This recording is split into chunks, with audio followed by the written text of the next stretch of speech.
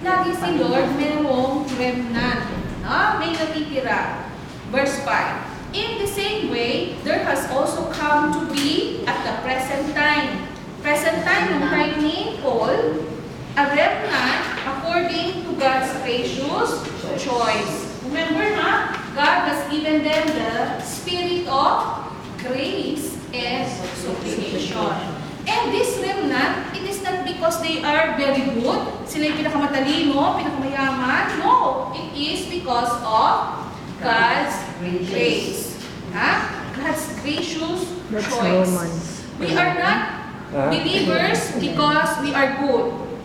We are better than others. We are perfect. We became believers because God chose us. And we responded. Actually, God chose many. Many are called, but we are chosen. Tinatawag niya lahat. Tinatawag nga niya buong mundo eh. Pero how come, konti lang ang nagre-respond? Kasi yung mga nag-respond, yun talaga ang napili. And it's the other way around. Everything is a choice. So it's your choice. Narinig mo, tinawag ka ni Lord. Pero ang choice ko, ayaw ako sumagot. Di ba pag may nag-text sa inyo, it's your choice to respond or not? Then, sabihin ko na lang sa kanya, hindi ko na nanagot. No? Parang si God ganun din, no? God called us, no? This is my son. He is the way, the truth, and the life. It's up to you. You want to reply? Okay, Lord, I believe. Or, okay, so what? It's our choice. So, let's see. Sabi ni Elijah, Lord, wala nang natira. Ako na lang. Hindi may 7,000 pa. Lord, ito mga Israel, wala nang kwenta yan. Wala naman nagbibilib dyan eh. Sabi ni Lord, hindi may remnant pa. So, parang never say no. Never say die. Don't give up. Kung anak ko, di ba tutututo, nag-give up na ako? No, you don't tell that to your children. Kaya mo yan. May pag-asa pa. Kahit anong mangyari, anak pa rin kita. Mga ganun ng mga dialogue.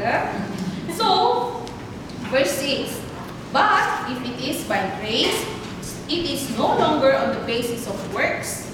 Otherwise, grace is no longer grace. Why? Ba't sinabi ni Paul yan? Because during that time, out of idolatry, out of captivity, the Jews never become idolaters again.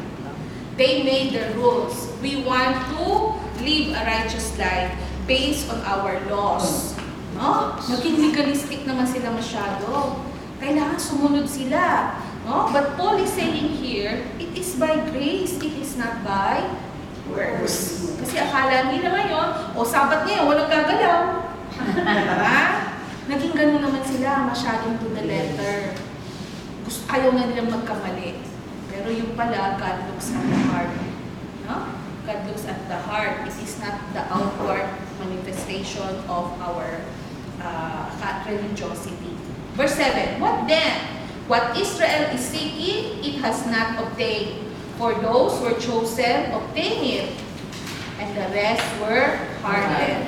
So we want to know how come they did not believe. Paul said in chapter 11, that they have now become hardened. And this hardening was also prophesied by Isaiah. So remember, di ba nothing happens in this world that God did not reveal to His servants, the prophet. There is nothing new under the sun, sabi nga ni Solomon in the book of Ecclesiastes.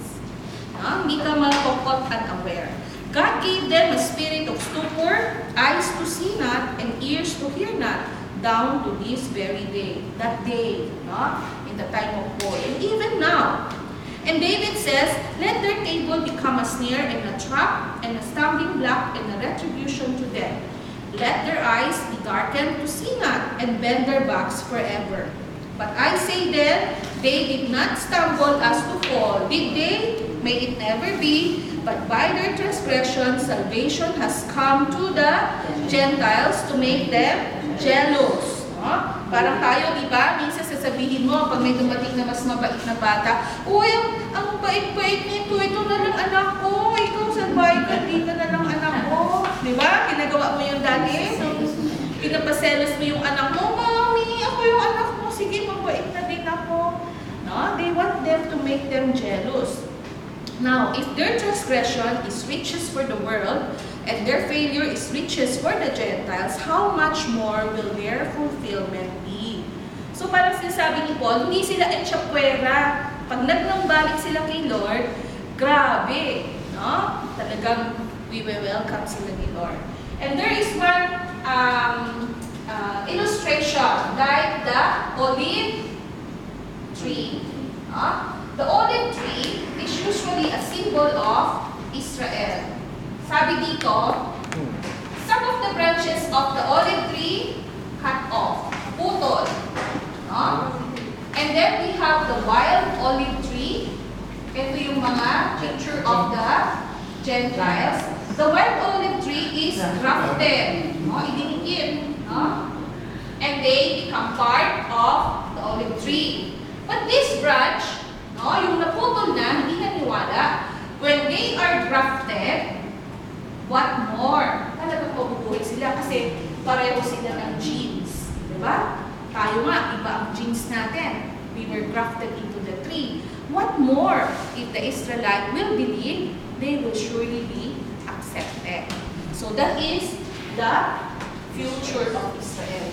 We know that one day, all Israel will be saved. Those who will be grafted in again. Those who believe.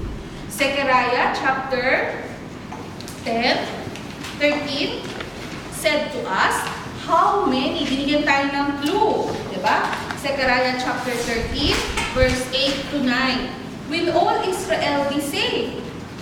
Because we're talking about the future of Israel today. Will all Israel be saved? 1/3. Yes, Sister Marie, can you read verse 8 and 9? It will come about in all the land, declares the Lord, that 2 parts in it will be cut off and perish, but the third will be left in it. And I will bring the third part through the fire, refine them as silver is refined, and test them as gold is tested. They will call on my name, and I will answer them. I will say, they are my people, and they will say, the Lord is my God. Okay. So we know that in the future, no? Israel, sabi nga natin, lagi may remnant si Lord. The 1/3 is the remnant. Because the 2/3 will now become cut off.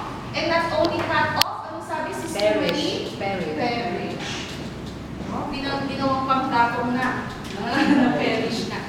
Cut off, perish. But the 1/3, the remnant, will believe, but then they will be what? They will go through fire. Yes, go through Refine them fire. as silver is refined. Yes, Test they them as will be gold is refined, no? And they will be tested like gold. Refined as silver, tested as gold. Diba? So, itong 1/3, makakaranas ng tribulation. So now, we're going to relate this 1/3 to the book of Revelation.